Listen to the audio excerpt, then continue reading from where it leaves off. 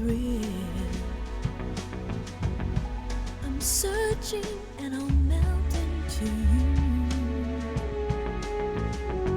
What a fear in my heart, but you're so supreme.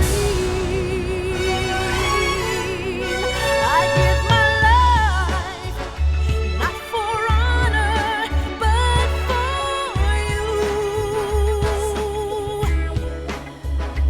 In my time,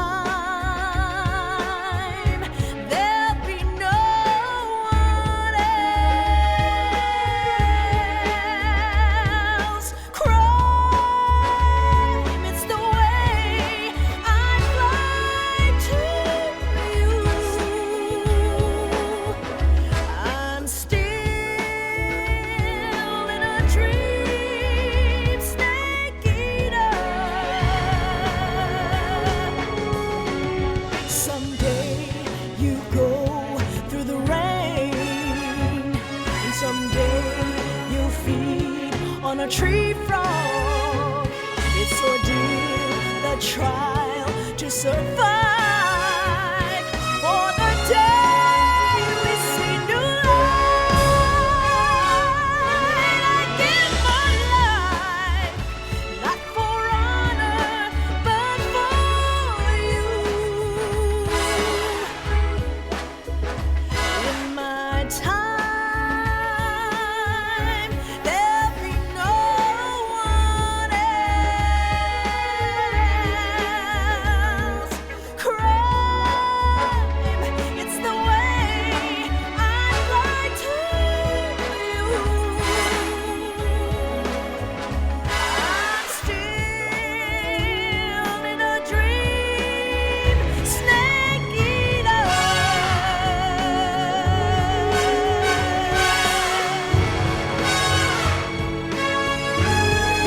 I'm still in a dream, snake eater.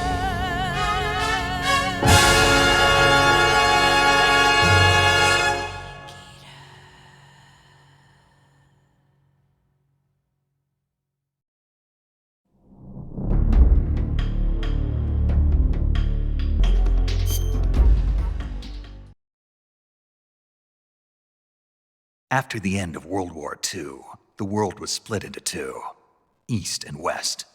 This marked the beginning of the era called the Cold War.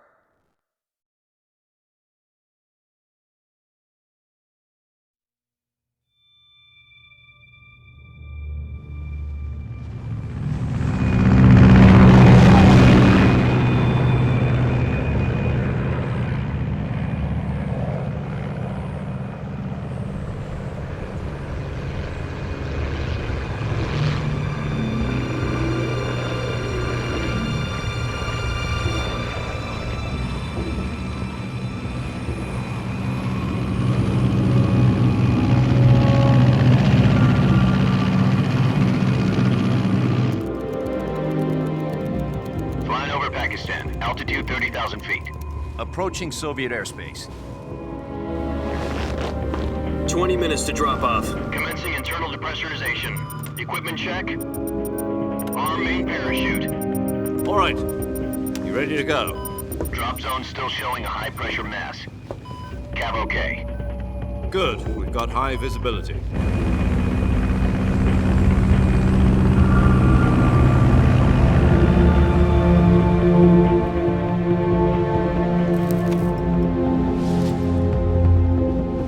Put out that cigar. Connecting oxygen hose to interior connector. Put on your mask.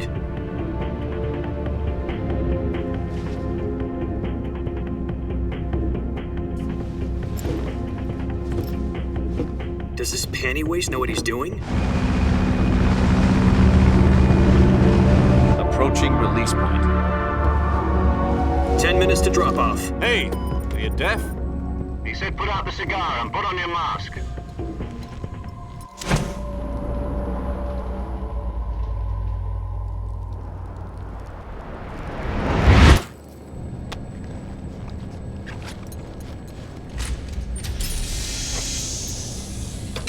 Depressurization complete.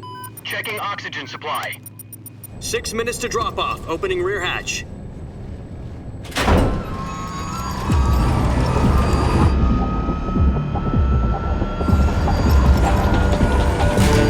Sunrise.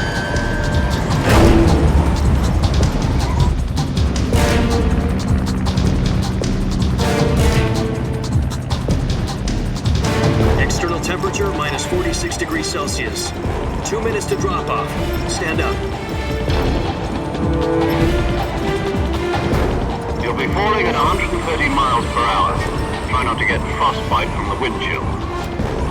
1 minute to drop off. Move to the rear. Activate bailout model. This is one for the history books. The world's first halo jump. 10 seconds to drop off. Stand by. Status okay. All green. Prepare for drop-off. Countdown. 5, 4, 3, 2, 1. Spread your wings. And fly. God be with you.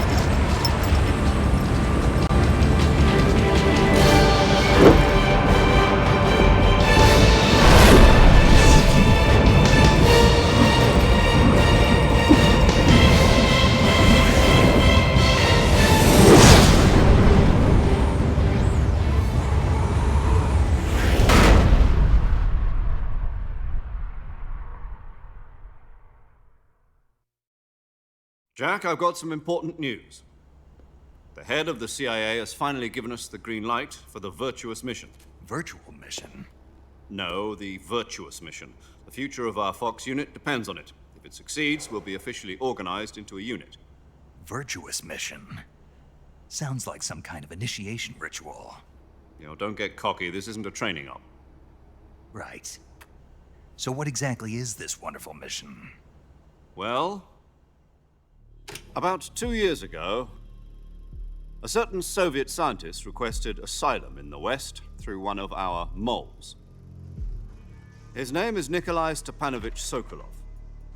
He's head of the OKB-754 Design Bureau, one of the Soviets' top-secret weapon research facilities, and the East's foremost expert on weapons development. Sokolov? Isn't he that famous rocket scientist? The very same. On April the 12th, 1961, the Soviets achieved the first manned spaceflight in history. The Earth was blue, but there was no God. Well spoken. The rocket that carried Yuri Gagarin into orbit was the A-1, known as the Vostok rocket.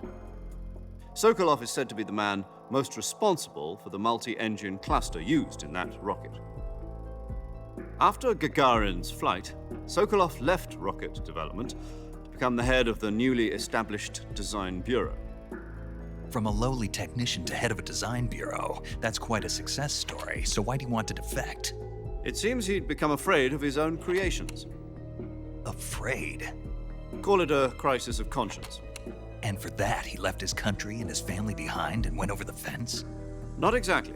One of his conditions was that his family was also to be taken safely to the West. We used a mole to get the family out first and succeeded in sneaking Sokolov over the Berlin Wall shortly afterwards. I was the one who conducted the operation. The security on the eastern side was still full of holes back then. Then what? We got Sokolov over in one piece, but the whole ordeal had left him exhausted, and we checked him into a hospital in West Berlin. It took him 2 weeks and more than 600 miles to get from the research facility in the Soviet Union to Berlin. He was in no condition to say anything coherent. And it was only a week later that we had something much bigger on our hands. The Cuban Missile Crisis. October the 16th, 1962, President Kennedy received word that the Soviets were in the process of deploying intermediate-range ballistic missiles in Cuba. The President demanded that the Soviets dismantle and remove the missiles. At the same time, he announced a naval blockade to prevent further missile shipments from reaching Cuba. But the Soviets didn't back down, instead placing their armed forces on secondary alert. Soviet transport ships carrying missiles continued on course towards Cuba. US and Soviet forces went on alert for an all-out nuclear war. Frantic negotiations were conducted through the UN's Emergency Security Council and unofficial channels to end the hair-trigger standoff. Finally, on October the 28th, the Soviet Union agreed to remove its missiles from Cuba, and so the world avoided a nuclear holocaust. But in order to get the Soviets to pull their missiles out, we had to make a deal. You mean the one where the US agreed to remove its IRBMs from Turkey? No. The Jupiter IRBMs deployed in Turkey were obsolete, and we were going to get rid of them anyway. They had no strategic value whatsoever to either the US or the Russians. The Turkey deal was a ruse, a cover story that was fed to the other intelligence agencies around the world. So what did the Russians really want? Sokolov. They wanted us to return Sokolov. You mean the Soviets pulled out of Cuba just to get their hands on Sokolov? That's right. What the hell was he working on? At the time, we had no idea. We were running out of time. It was either give up Sokolov or risk full-scale nuclear war. In the end, we had no choice. President Kennedy gave in to Khrushchev's demand. The next day, I got Sokolov out of the hospital and handed him over to agents on the eastern side. Sokolov kept on screaming, "Save me," until he disappeared from my sight. Then, a month ago, we received some new information from one of our moles. About Sokolov? Yes. He was taken back to the research facility and forced to continue working on the weapon in question under KGB supervision. What's more, it's on the verge of completion. So what kind of weapon is it? Something to do with space rockets? No, missiles. Same technology. I guess you're right. We don't know the details, but it appears to be a new kind of nuclear device. For half a year now, the Soviets have been conducting frequent nuclear tests at Semipalatinsk. Something to do with the weapon, I assume. We're talking about a secret weapon so big that Khrushchev was ready to pull out of Cuba to get it back. Is Sokolov still in the facility? No. According to our intelligence, he's in Selinoyarsk, a place in the mountains about 3 miles to the west that's known as the Virgin Cliffs. The Virgin Cliffs. Nice name for a virtuous mission. They moved him there just recently. Why? Apparently, they're conducting a field test of the weapon, but it's our best chance to get him back. This mission would never have been possible if he was still in the research facility. This is our last chance. Sokolov must have known that too when he contacted us.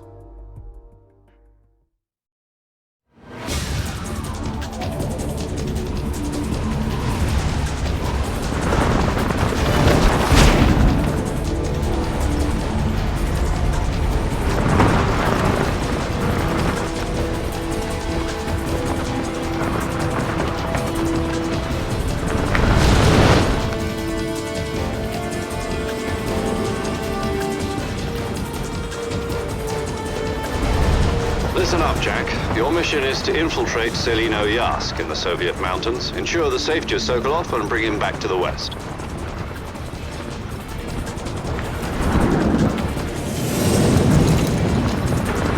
If we don't get Sokolov back before that weapon is complete, we'll be facing a major crisis. The clock is ticking.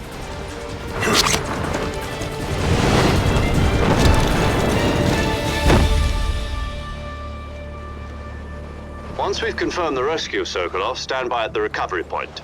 A recovery balloon will be dropped at that point.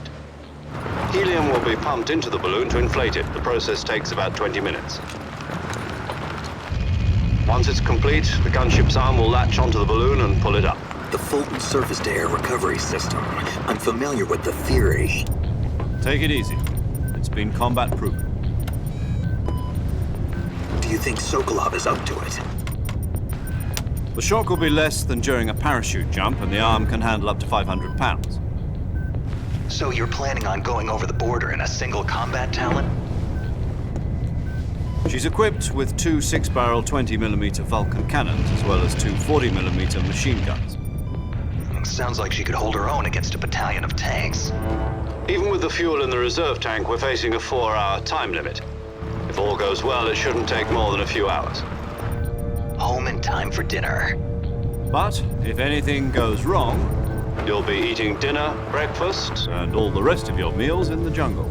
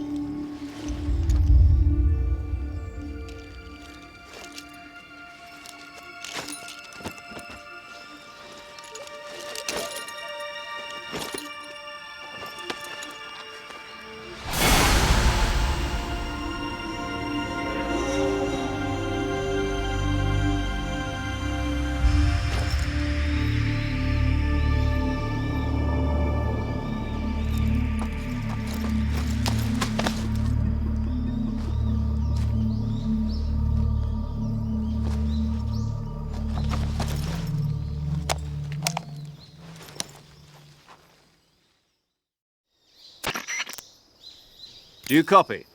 You're already in enemy territory, and somebody might be listening in. From here on out, we'll be using code names to refer to each other. Your code name for this mission will be Naked Snake. I'll be referring to you as Snake from now on. You're not to mention your real name. Snake? What, you don't like snakes? What do you mean? You've eaten one before, haven't you? In survival training? I'm glad to hear that. I don't know if I'd ever order one in a restaurant, but... Be careful, you might not have a choice. What about you, Major? What should I call you? Let's see. I'll be Tom. Call me Major Tom. This will be a sneaking mission. You must not be seen by the enemy. You must leave no trace of your presence. Is that clear? This kind of infiltration is the Fox unit's speciality. In other words, weapons and equipment are procured on site. That goes for food as well. You're completely naked, just as your name implies.